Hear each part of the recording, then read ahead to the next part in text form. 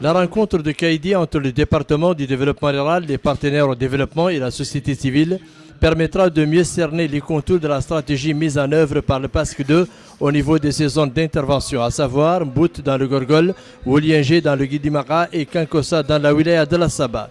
L'objectif de cet important projet est l'amélioration des revenus et des conditions de vie des populations pauvres. Son objectif spécifique est de contribuer à construire dans la zone du projet un tissu économique et social basé sur la valorisation des ressources naturelles durables et inclusifs des ménages ruraux pauvres. Ouvrant les travaux de l'atelier de lancement, le ministre du Développement rural devait souligner tout d'abord l'importance de ce projet et son impact sur la vie des populations cibles.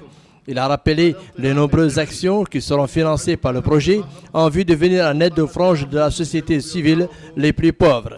Il a conclu pour remercier le FIDA pour le soutien financier qu'il n'a cessé d'apporter à la Mauritanie. Le représentant du Fonds international pour le développement de l'agriculture FIDA a quant à lui salué l'importance de ce projet.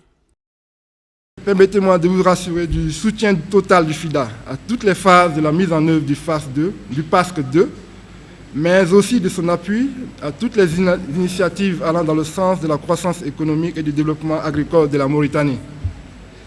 En termes de volume de financement, le PASC 2 est le plus grand projet mis en œuvre par le FIDA en Mauritanie, avec 38 millions de dollars. Sa réussite constitue pour nous un défi, pour nous tous. Je sais que le FIDA peut compter sur l'engagement du gouvernement à garantir le succès de ce projet au bénéfice des populations rurales du Triangle de l'Espoir.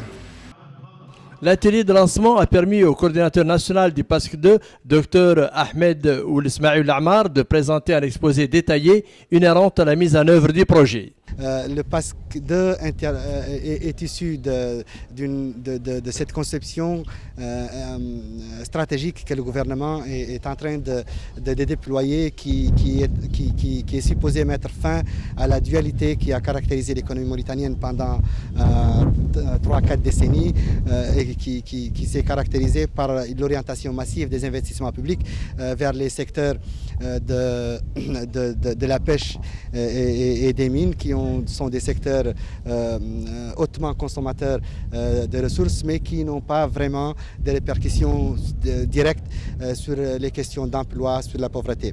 Maintenant, dans cette nouvelle conception, le gouvernement est en train de déployer d'importants projets structurants. Le ministre du Développement rural a enfin ouvert les interventions devant les parlementaires, lesquels ont soulevé un certain nombre de questions liées à l'exécution du PASC 2.